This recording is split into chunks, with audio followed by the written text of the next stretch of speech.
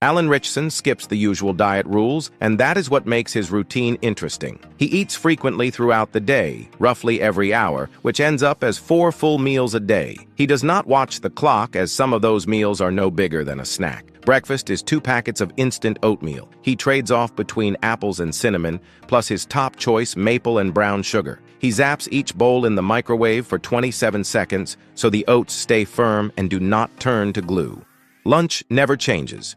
He folds a slice of Swiss cheese around a scrap of turkey with some mustard. He calls the result a meat and cheese taco and claims he could polish off a tray of them without effort. At night, his wife bakes a lean turkey meatloaf that is high in protein.